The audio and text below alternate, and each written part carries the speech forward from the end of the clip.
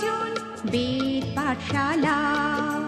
রীতি দুয়ার দাও খুলে করো শ্রবণ, প্রভুরই বচন বেদ পাঠশালা। বেদ পাঠশালা অনুষ্ঠানের সকল শ্রোতাবন্ধুকে জানায় প্রীতি ও শুভেচ্ছা। এই অনুষ্ঠানের মাধ্যমে আপনি জানতে পারবেন কিভাবে আরও ঈশ্বরের নিকটবর্তী হওয়া যায়। তাহলে শুনুন আজকের অনুষ্ঠান বেদ পাঠশালা।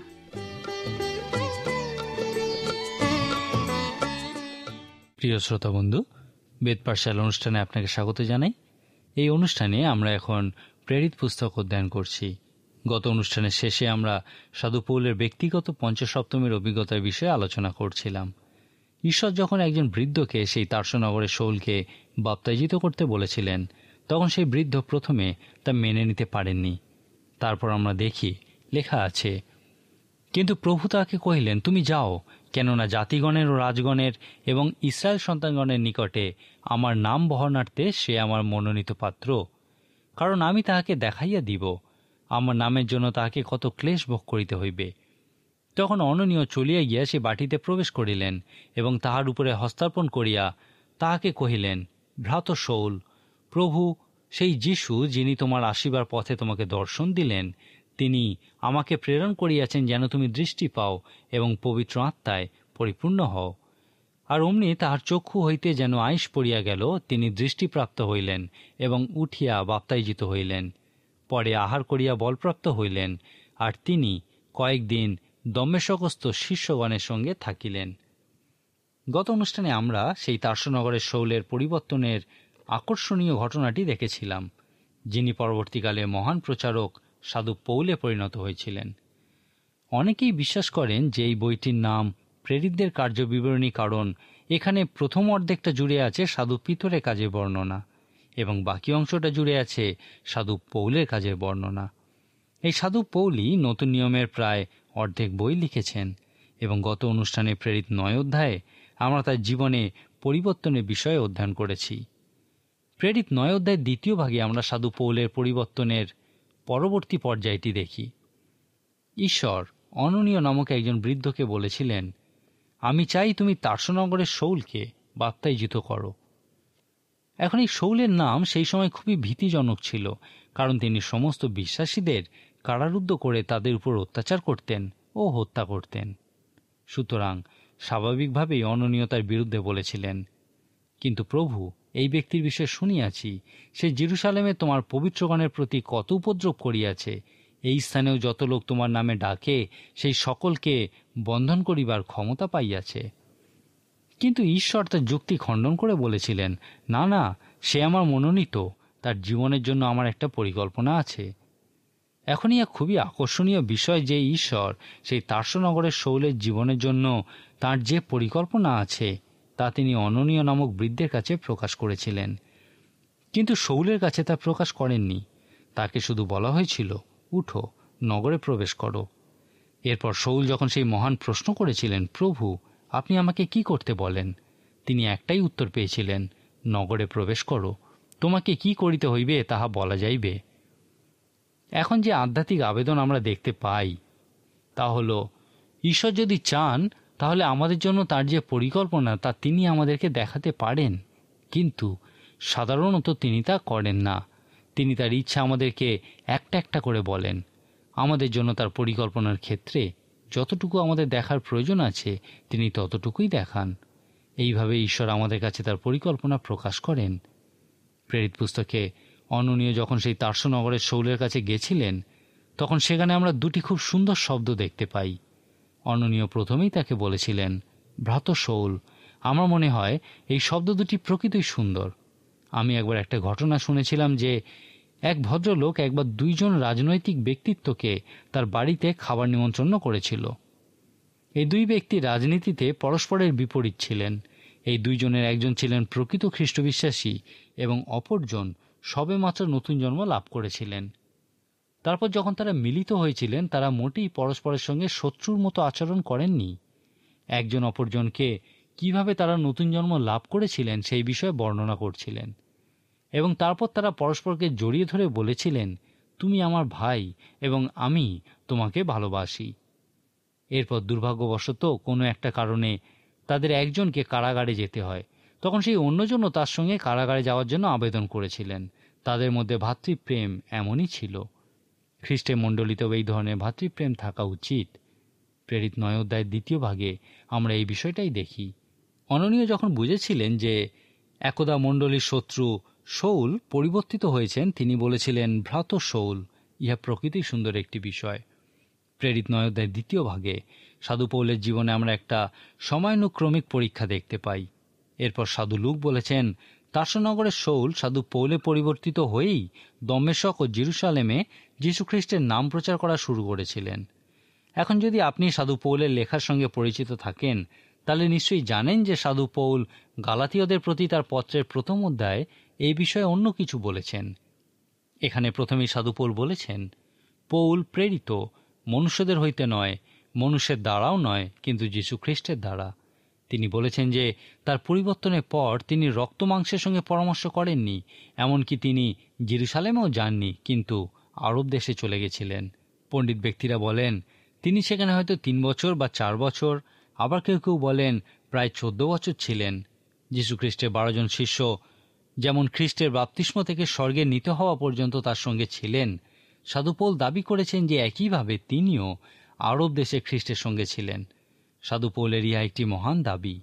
গালাতীয় 1ম অধ্যায়ে এই সমস্ত কিছু বলার পর তিনি বলেছেন, দেখো, ঈশ্বরের সাক্ষাতে কহিতেছি, আমি মিথ্যা বলিতেছি না। যীশুখ্রিস্ট নিজের সম্পর্কে অনেক দাবি করেছিলেন। তার এই দাবিগুলি শোনার পর একজন বিখ্যাত ব্যক্তি বলেছিলেন যে এই সমস্ত কিছু শোনার পর আপনার মনে হতে পারে হয় যীশুখ্রিস্ট একজন মিথ্যাবাদী বা পাগল, নয়তো আপনাকে ইহা স্বীকার করে নিতে হবে যে যীশুখ্রিস্টই হচ্ছেন স্বর্গ পৃথিবীর ঈশ্বর। আপনাকে স্বীকার করে নিতে হবে যে তিনিই হচ্ছেন ইম্মানুয়েল, আমাদের সহিত ঈশ্বর, এবং আপনাকে তার আরাধনা করতে হবে। তার্সনগরে শৌল ইহাই করেছিলেন।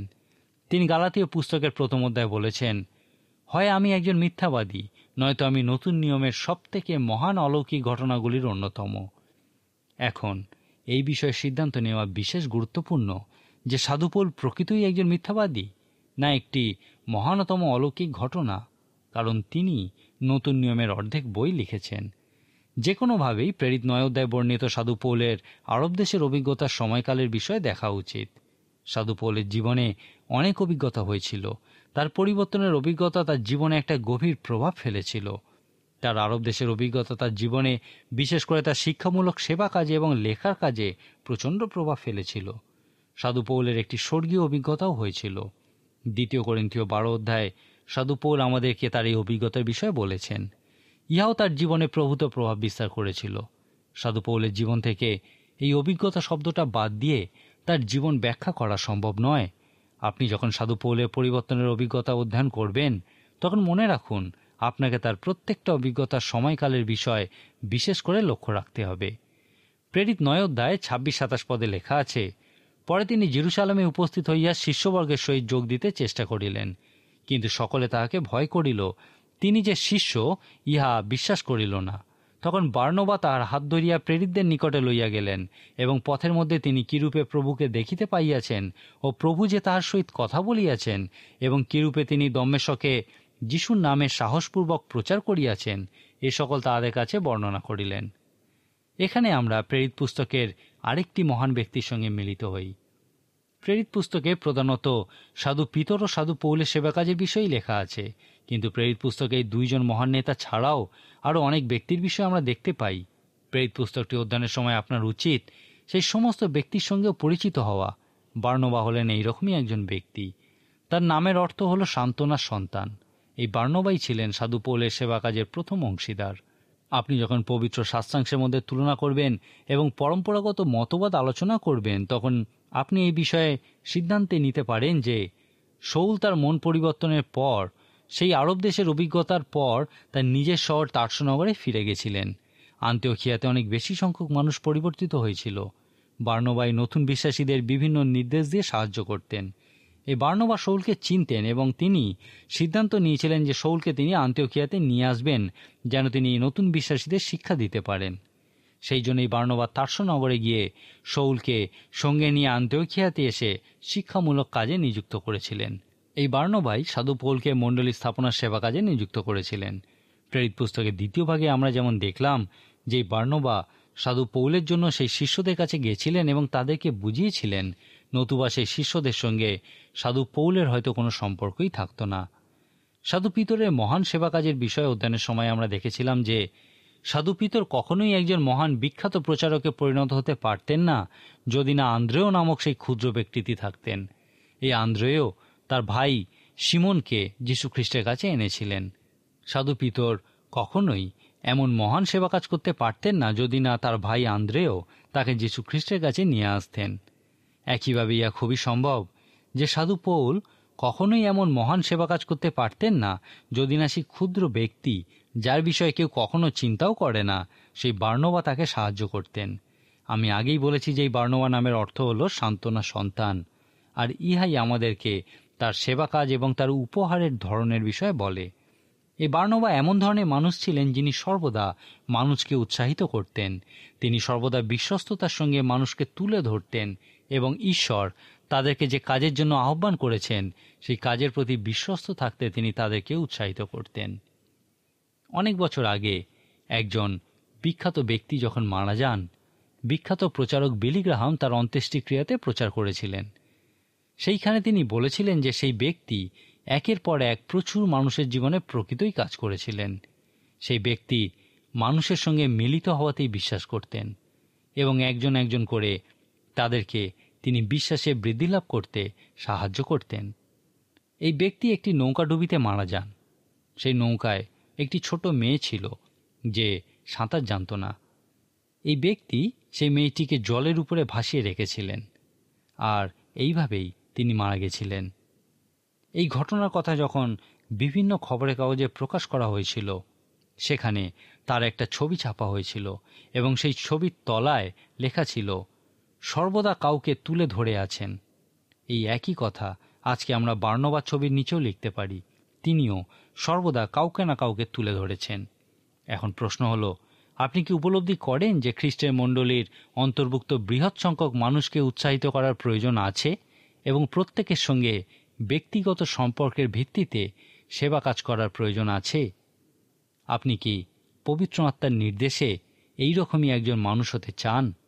আপনার চারপাশের প্রত্যেককে তাদের প্রতি ঈশ্বরের ইচ্ছানুযায়ী চলার জন্য উৎসাহিত করুন। প্রেরিত 15 অধ্যায়ের শেষে সাধু লুক আমাদেরকে বলেছেন যে সাধু লুক এবং বার্নবা একসঙ্গে মহান সেবা কাজ করেছেন। তারা সুসমাচার প্রচারের জন্য তাদের দ্বিতীয় যাত্রা শুরু করতে যাচ্ছিলেন, আর বার্নবা যোহন মার্ক নামক একজন যুবককেও তাদের সঙ্গে নিতে চেয়েছিলেন। এই যোহন মার্ক তাদের সঙ্গে প্রথমবার গেছিলেন, কিন্তু যখনই তাদের উপর অত্যাচার শুরু হয়েছিল সে তাদেরকে ছেড়ে চলে গেছিল। এই কারণে সাধু পৌল ক্ষুব্ধ হয়েছিলেন এবং যোহন মার্ক, যে বার্নবার ভাইপো ছিল, তাকে দ্বিতীয়বার তাদের সঙ্গে নিতে অস্বীকার করেছিলেন। প্রেরিত পুস্তকে এখানেই আমরা একটা দুঃখজনক বিষয় দেখি। লেখা আছে, ইহাতে এমন বিতণ্ডা হইল যে তাহারা পরস্পর পৃথক হইলেন। সাধু পৌল ভাই শিলকে সঙ্গে নিয়ে একদিকে গেছিলেন এবং বার্নবা যোহন মার্ককে নিয়ে অন্যদিকে গেছিলেন। সাধু পৌল 2 তিমথিও 4 অধ্যায় 11 পদে সাধু তিমথিওকে যখন তার কাছে আসতে বলেছিলেন, তিনি লিখেছেন, তুমি মার্ককে সঙ্গে করিয়া আইসো, কেননা তিনি পরিচর্যা বিষয়ে আমার বড় উপকারী। এখন কেন সেই ব্যক্তি যে একসময় অত্যাচারের কারণে বাড়ি ফিরে গেছিল, সাধু পৌলের শেষ জীবনে একজন বিশেষ উপকারী রূপে বিবেচ্য হয়েছিলেন? কারণ সেই বার্নবা, যিনি সর্বদা সকলকে তুলে ধরতে চেষ্টা করতেন, তিনি অবিরত সেই যোহন মার্ককে শিক্ষা দিতেন। আর এই কারণেই সেই যোহন মার্ক একজন উপকারী সেবাকারীতে পরিণত হয়েছিলেন। আর এই যোহন মার্কই হলেন মার্ক লিখিত সুসমাচারের লেখক। এখন প্রেরিত পুস্তক অধ্যয়নের সময় সাধু পিতর ও পৌলের মতো মহান ব্যক্তির সঙ্গে মিলিত হয়ে বার্নবার মতো ক্ষুদ্র ব্যক্তিদের উপেক্ষা করবেন না, যারা হয়তো প্রথম সারিতে আসার মতো উপহার পাননি। এখন আপনাকে দত্ত উপহারের ধরনও সাধু পিতর বা পৌলের মতো না হয়ে বার্নবার মতোই হতে পারে। এই বার্নবাকে দত্ত উপহার খুবই মূল্যবান ধরনের উপহার। সাধু পৌল ও বার্নবা একত্রে মহান সেবা কাজ করেছেন। সাধু পৌলের সেবা কাজের মধ্যে দিয়ে মানুষ পরিবর্তিত হয়ে মণ্ডলীতে যোগ দিয়েছে এবং বার্নবা সেই সমস্ত মানুষকে বিশ্বাসে বৃদ্ধি পেতে সাহায্য করেছেন। প্রেরিত 15 অধ্যায়ের শেষে দেখি তাদের মধ্যে বিচ্ছেদ এসেছিল, কিন্তু বার্নবা যোহন মার্কের ক্ষমতায় বিশ্বাস করতেন এবং তাকে অবিরত উৎসাহিত করেছিলেন যেন সে নিজের উপর বিশ্বাস করে এবং একজন উপকারী সেবাকারীতে পরিণত হয়। এখন আমরা প্রেরিত পুস্তকের 16 অধ্যায়টি দেখব, যাকে আমরা বলতে পারি পঞ্চসপ্তমীর আদর্শ মণ্ডলী প্রতিষ্ঠা করে। কখনো এই বিষয়টা উপেক্ষা করবেন না যে প্রেরিত পুস্তক পঞ্চসপ্তমীর মধ্যে দিয়েই শুরু হয়েছে এবং ইহা কখনো শেষ হয় না। প্রেরিত 2 অধ্যায় থেকে সমস্ত বইটা জুড়েই আমরা এই পঞ্চসপ্তমীর অভিজ্ঞতার বিষয়েই দেখি। এখন মনে রাখুন, পঞ্চসপ্তমীর উদ্দেশ্য ছিল সে মহান আজ্ঞার প্রয়োগ। সে মহান আজ্ঞা দেওয়া হয়েছিল এবং বিশ্বাসীদেরকে বলা হয়েছিল, এই মহান আজ্ঞা প্রয়োগ করার আগে পিতার প্রতিজ্ঞার জন্য অপেক্ষা করো। সুতরাং তারা অপেক্ষা করেছিল এবং সেই পঞ্চসপ্তমীর দিনে পিতার প্রতিজ্ঞা পূর্ণ হয়েছিল, আর ইহার ফলস্বরূপ 3000 মানুষ একসাথে পরিবর্তিত হয়েছিল। এরপরই মণ্ডলী সুসমাচার প্রচার করা শুরু করেছিল এবং সে মহান আজ্ঞা প্রয়োগ করেছিল। প্রেরিত পুস্তকে সুসমাচার প্রচারের ক্ষেত্রে বিভিন্ন সন্ধিক্ষণগুলি লক্ষ্য করুন। তার্সনগরের শৌলের পরিবর্তন এইরকমই একটা সন্ধিক্ষণ। দমেশকের পথে এবং আরব দেশে সাধু পৌলের ব্যক্তিগত পঞ্চসপ্তমীর অভিজ্ঞতা হয়েছিল। এই বিষয়টাই মণ্ডলীকে একজন মহান নেতা পেতে সাহায্য করেছিল। প্রেরিত 16 অধ্যায় দেখি সাধু পৌল সুসমাচার প্রচারের জন্য এশিয়ায় যেতে মনস্থির করেছিলেন। এখানে তার আরেকবার পঞ্চসপ্তমীর অভিজ্ঞতা হয়েছিল। আমরা দেখি লেখা আছে, তাহারা ফরুগিয়া ও গালাতিয়া দেশে গমন করিলেন, কেননা এশিয়া দেশে বাক্য প্রচার করিতে পবিত্র আত্মা কর্তৃক নিবারিত হইয়াছিলেন। আর মুশিয়া দেশের নিকটে উপস্থিত হইয়া তাহারা বিথুনিয়ায় যাইতে চেষ্টা করিলেন, কিন্তু যিশুর আত্মা তাহাদিগকে যাইতে দিলেন না।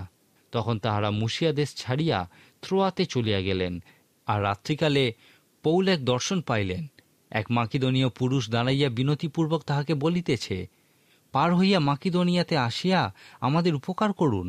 তিনি সেই দর্শন পাইলে আমরা অবিলম্বে মাকিদনিয়া দেশে যাইতে চেষ্টা করিলাম, কারণ বুঝিলাম তথাকার লোকেদের নিকট সুসমাচার প্রচার করিতে ঈশ্বর আমাদিগকে ডাকিয়াছেন। মণ্ডলের ইতিহাসে ইহা খুবই গুরুত্বপূর্ণ একটি সময়। যদি সাধু পৌল এশিয়ায় যেতেন তাহলে সুসমাচার সেই দিকে প্রচারিত হতো, কিন্তু সাধু পৌল পবিত্র আত্মার নির্দেশে ইউরোপে সুসমাচার প্রচার করেছিলেন। মণ্ডলের ইতিহাসে ইহা প্রকৃতই একটি গুরুত্বপূর্ণ সময় এবং এখানে আমরা আরেকটি পঞ্চসপ্তমী দেখতে পাই। সুসমাচার প্রচারের প্রত্যেক গুরুত্বপূর্ণ সন্ধিক্ষণে আমরা একটা পঞ্চসপ্তমী দেখতে পাই। 19 অধ্যায় শেষে আমরা দেখি তার শেষ পর্যন্ত এশিয়াতে গেছিলেন এবং সেখানেও তাদের একটা পঞ্চসপ্তমীর অভিজ্ঞতা হয়েছিল। সাধু পৌল সেই দর্শন লাভ করার পর মাকিদনিয়ায় গেছিলেন। প্রথমেই তিনি ফিলিপি শহরে গেছিলেন।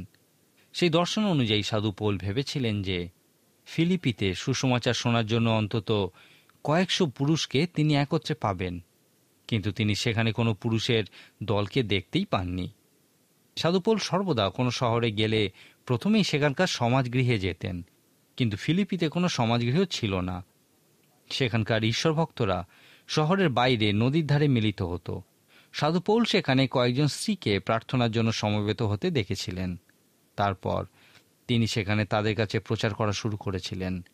সেখানে লুদিয়া নামক একজন ঈশ্বর ভক্ত স্ত্রীলোক ছিলেন, যিনি সম্ভবত উচ্চ সম্প্রদায়ের মানুষদের জন্য কাপড় তৈরি করতেন। তিনি তাদের কথা শুনছিলেন। যিশায় 53 অধ্যায় যিশায় ভাববাদী বলেছেন, কে আমাদের কথা বিশ্বাস করে? যীশু খ্রিস্ট বলেছিলেন, যার কান আছে সে শুনুক। ইহা খুবই আকর্ষণীয় বিষয় যে সুসমাচার প্রচার হলে কিছু মানুষ তা শোনেন, আবার কেউ কেউ তা শোনে না। লুদিয়া সম্পর্কে লেখা আছে, প্রভু তার হৃদয় খুলিয়া দিলেন। তারপর তিনি সাধু পৌল ও তার সঙ্গীদের জন্য তার বাড়ি খুলে দিয়েছিলেন। ঈশ্বর যখন তার হৃদয় খুলে দিয়েছিলেন, তিনিও তার বাড়ি তাদের জন্য খুলে দিয়েছিলেন। লুদিয়ার বাড়ি ইউরোপের প্রথম মণ্ডলীতে পরিণত হয়েছিল। আজকের দিনে আমরা বিরাট বড় বড় উপাসনালয় দেখতে পাই। একজন বিখ্যাত ব্যক্তি এই সমস্ত উপাসনালয়ের বিষয়ে বলেছিলেন, ঈশ্বর মৃত এবং এই বাড়িগুলি কি তার কবর নয়? তিনি আরও বলেছিলেন, একসময় ঈশ্বর মানুষের কাছে প্রকৃত সত্য ছিল, কিন্তু এখন আর তা নেই। সেই জন্য তারা এইসব বড় বড় উপাসনালয় তৈরি করেছে। মণ্ডলীর জন্মলগ্নে কোনো বড় বড় উপাসনালয় ছিল না, কিন্তু লুদিয়ার মতো সামান্য একজন স্ত্রীর ছোট বাড়ি ছিল। ফিলিপি শহরে এই লুদিয়ার বাড়িতেই প্রথম মণ্ডলী গড়ে উঠেছিল। এখানে আপনি সাধু পৌলের একটি মহান ও পরিচিত ঘটনা দেখতে পাবেন। এই ফিলিপি শহরেই সাধু পৌল এবং ভাই শিলকে কারারুদ্ধ করা হয়েছিল। এই সময় তাদেরকে লোহার ডান্ডা দিয়ে মারা হয়েছিল।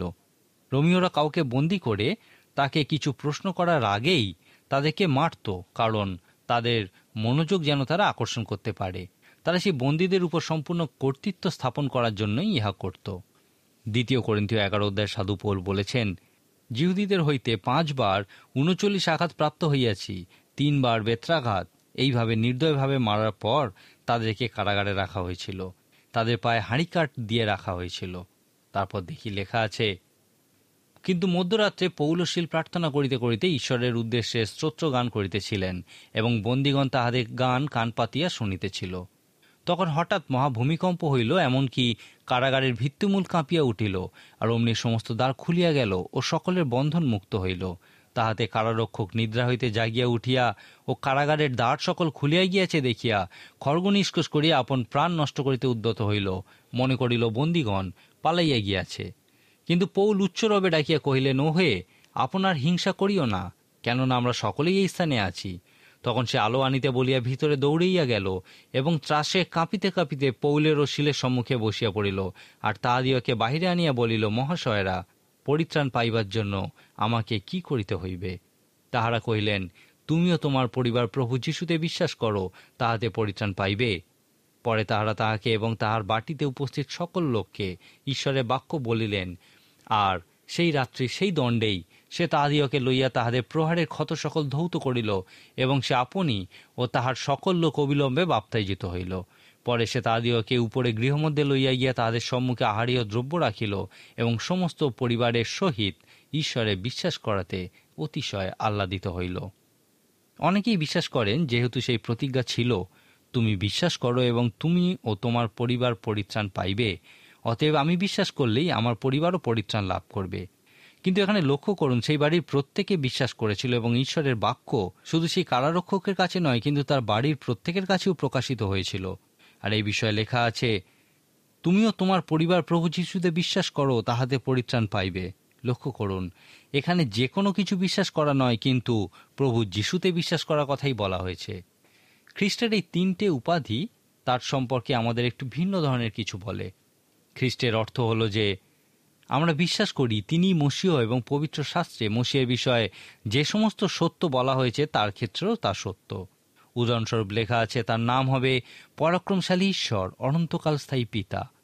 মসীহের ক্ষেত্রে যা কিছু সত্য, খ্রিস্টের ক্ষেত্রেও সমস্ত কিছুই সত্য। এই সত্য আমরা যিশুকে খ্রিস্ট বলার মধ্যে দিয়ে স্বীকার করি। তার নাম ছিল যিশু, ইহার অর্থ হলো পরিত্রাতা। সুতরাং আমরা বিশ্বাস করি তিনি আমাদের পরিত্রাতা। অনেকে বিশ্বাস করেন যে তারা অনুগ্রহের দ্বারা পরিত্রাণ পেয়েছে। তারা বিশ্বাস করেন এই পরিত্রাণ লাভ করা খুবই সহজ। একজন বিখ্যাত ব্যক্তি এই বিষয়ে বলেছিলেন, সস্তা অনুগ্রহ। কিন্তু নতুন নিয়মে এই সস্তা অনুগ্রহের উল্লেখ আমরা পাই না। প্রকৃত যদি আপনি খ্রিস্টের বিশ্বাসের অর্থ উপলব্ধি করে থাকেন, তাহলে নিশ্চয়ই জানেন যে এই অনুগ্রহ লাভ করা সহজ নয়। সাধু পৌল সেই কারারক্ষককে এই কথাই বলেছিলেন, এবং সে তা বিশ্বাস করেছিল। সে পরিত্রাণ লাভ করেছিল এবং বাপ্তাইজিত হয়েছিল। অনেকেই বিশ্বাস করেন সাধু পৌল এখানেই সেই ব্যক্তির সঙ্গে মিলিত হয়েছিলেন যাকে তিনি সেই দর্শনে দেখেছিলেন। তারপর আমরা দেখি শাসনকর্তারা তাদেরকে শহর ছেড়ে চলে যেতে বলেছিলেন, কিন্তু সাধু পৌল রোমীয় নাগরিক রূপে বিচার ছাড়াই প্রহিত হয়েছিলেন। অতএব তিনি দাবি করেছিলেন যেন শাসনকর্তা নিজে এসে তাদেরকে নিয়ে যান।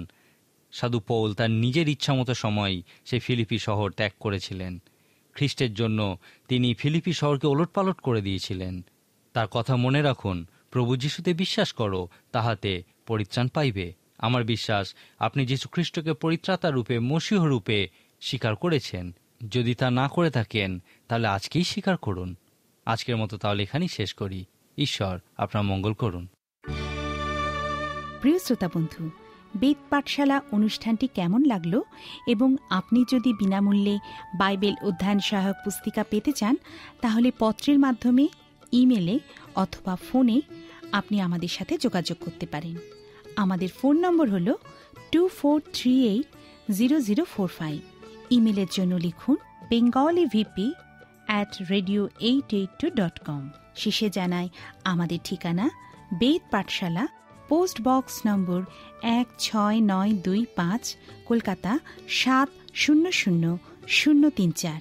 আমাদের আরেকটি ঠিকানা হল বেদ পাঠশালা, জিপিও বক্স নাম্বার 87, শিলিগুড়ি 1। তাহলে আবার দেখা হবে। নমস্কার।